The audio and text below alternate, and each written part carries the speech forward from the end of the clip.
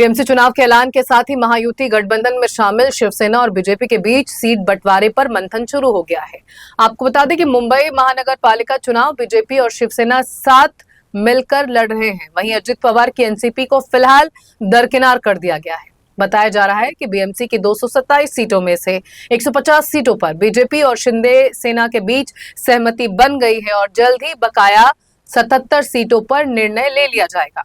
आपको बता दें कि मंथन बैठक में मुंबई बीजेपी अध्यक्ष अमित साटम, चुनाव प्रभारी आशीष शेलार, प्रवीण दरेकर, विधायक अतुल भातखलकर, शिंदे सेना की ओर से पूर्व सांसद राहुल शिवाले, गृह राज्य मंत्री योगेश कदम, विधायक प्रकाश सुर्वे मौजूद थे। मीटिंग के बाद अमित साटम ने दावा किया कि 150 से अधिक सीटों पर जीतकर महायुति का मेयर ही बनेगा। साटम ने कहा कि कमल और धनुष बाण का एक ही लक्ष्य है, जिसे हासिल करने के लिए हम दोनों एक साथ मिलकर आगे बढ़ रहे हैं। उन्होंने कहा कि बीएमसी की 227 में से 150 सीटों पर सहमति बन गई है। बाकी के 77 सीटों पर अंतिम निर्णय मुख्यमंत्री देवेंद्र फडणवीस और उप मुख्यमंत्री एकनाथ शिंदे की सहमति से लिया जाएगा। हालांकि मीटिंग के दौरान शिंदे की शिवसेना ने 2017 में जीती गई 84 सीटों पर अपना दावा किया, लेकिन बीजेपी ने इसे दरकिनार कर दिया है। सूत्रों के मुताबिक बीजेपी शिवसेना को 52 सीटें देने को तैयार है। वहीं मुंबई बीजेपी अध्यक्ष ने उद्धव सेना पर हमला करते हुए कहा कि जिन लोगों ने 25 साल से बीएमसी को लूटा है, भ्रष्टाचार कर मुंबई को बेचकर खाया है, उनको जनता कभी माफ नहीं करेगी।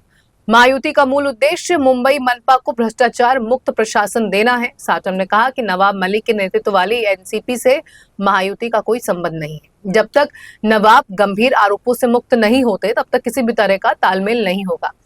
वहीं शिंदे सेना से बीएमसी का चुनाव लड़ने वाले इच्छुकों की इंटरव्यू प्रक्रिया शुरू हो गई है। पार्टी की ओर से दावा किया गया है कि बीएमसी की कुल 227 सीटों पर 2700 लोगों ने चुनाव लड़ने की तैयारी दिखाई है।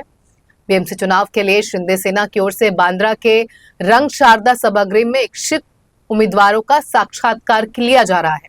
शिंदे सेना के उपनेता और पूर्व सांसद राहुल शिवाले ने बताया कि बीएमसी चुनाव के दौरान लोगों का विश्वास शिवसेना पर और मजबूत हुआ है। शिवसेना ये चुनाव महायुति में अपने सहयोगी दलों के साथ लड़ेगी। उन्होंने बताया कि सहयोगी दलों के साथ बैठकों का दौर शुरू हो गया है और अगले 2 से 3 दिनों में पूरी स्थिति साफ हो जाएगी।